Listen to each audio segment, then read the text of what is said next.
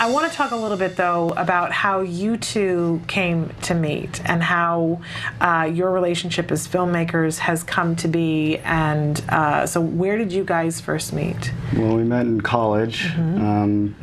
I believe it was in screenwriting. In screenwriting class, we met. Okay. And I had no idea who Alex was in, the autism community. He was just Alex to me, and he came bumbling in, started talking about...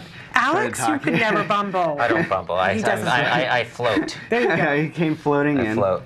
And was talking about how he was on Good Morning America and The View and things like this, and I just, I didn't really believe what he was saying. I thought You thought he was making it up. Yeah, and so, he would always talk about Wrong Planet, but I had no idea. So you had already started Wrong Planet by that point when you were in college? I started it in high school. Wow. I was actually, it's a funny story. I was at my grandparents' house during a lot of the starting of it, and I was working with another guy in Vermont who was 15, and I was 16, just turned 17. And they didn't have an internet at their house, my grandparents, so I'd have to bike to the library to work on this website.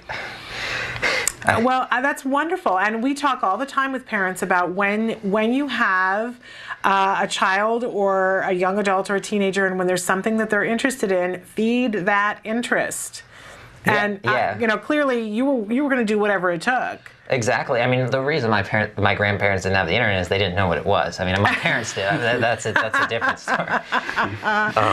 But our friendship. Yes. I think what we have is pretty unique. But at the same time, a lot of people with autism have friends that are neurotypicals. Well, and let's clarify, because Noah, you are not on the spectrum. No, I'm not. And so when you met Alex, how much did you know about the spectrum? I knew nothing about it. I mean, I say this all the time. Alex is just Alex to me. Right. And I can't comprehend it otherwise. Right. So you looked at him as him, which is the basis of any good friendship. But so you guys have been really good friends since then, and you make films together. Well, I mean, to be honest, we didn't really know each other that well until we moved out here. Okay. I mean, we were acquaintances. Yeah, we were pretty good acquaintances, and we'd see each other once in a while at parties and things like that, birthday parties. But yeah, it wasn't until we moved here, because I mentioned to Alex that I wanted to move to Los Angeles, and he took to that idea almost immediately, and we just, I mean, it was a year-long process because I had to save up money, but yeah, we moved out here and just pretty much immediately started working together. It was pretty immediate, because I always wanted to work on his show. Autism Talk TV. Yeah, Autism Talk TV, and he just said, I have an episode, and would you like to edit it? And it just kind of happened that way. And been working together ever since. And you would classify yourself as really good friends, though, at this point. Yeah, I mean, we're roommates now. And I got him to move into my apartment. I was like, you need to move in. You get more work done. And it is. And so in terms of what about Noah do you notice that's different than how your modus operandi? What do you notice about him that you think, is there a time when you think, oh, well, that's because he's neurotypical, or you just think of him as Noah? Well, first and foremost, I think of him as Noah. Right. But I would say that he definitely is really good to have as a friend, because if I say something that might be insensitive, or that I didn't realize, or he's very sensitive to that. He can pick up on things and he tells me things that can help me out. I mean, I help him out on other issues too. I mean, we have a very positive relationship because we're constantly telling each other things that help us each improve. I think. Right. Would you agree with that? Well, yeah. I have to admit, I'm a very sensitive and emotional guy sometimes. So that's great.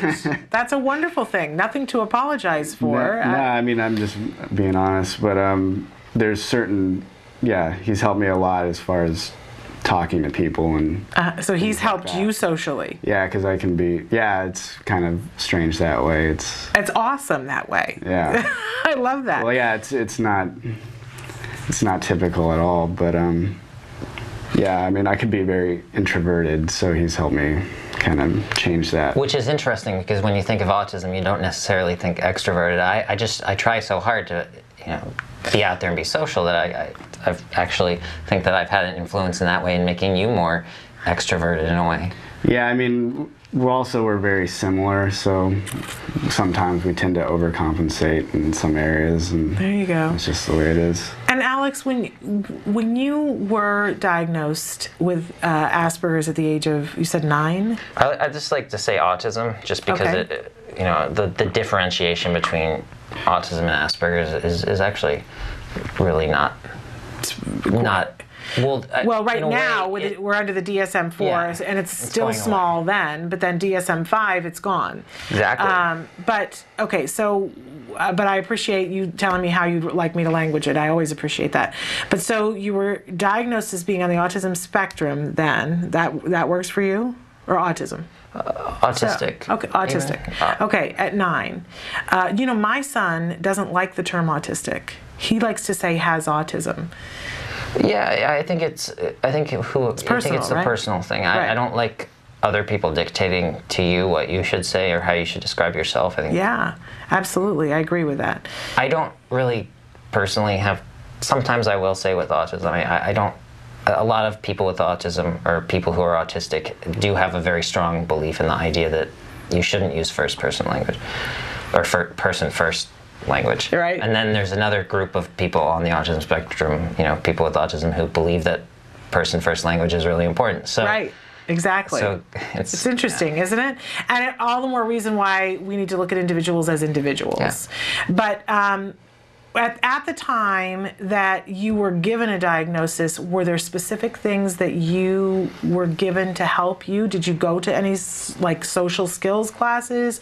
Did you do any ABA? What was available to you? No, the most that was available to me was at high school. There was the guidance counselor would help me out on a personal level, and at some guidance counselors would try to give me books that tell you these things. And the thing is that when you read about it in a book, you don't get that real experience that allows you to learn it. Mm-hmm. And even in a social group, if you're only in the group and you're not going out and doing this to people who don't realize that you're practicing, you're going to get varied responses. And there is no answer of how people are going to respond to you socially. Right. You can say this will work, and it will work for one person, and it might not work for the next person. It might actually make them mad at you. You might say something. So people, the whole social issue is so complex that that social skills training is important, but you got to really just go out and learn on your own. And that's what I did. Yeah. I actually went out and I would just talk to as many people as possible and try to see what worked and what didn't, and make as many friends as I could in college especially. Well, and amazingly, it is taking you to places that are helping other people, which is brilliant, and hopefully are going to help people in France with this documentary.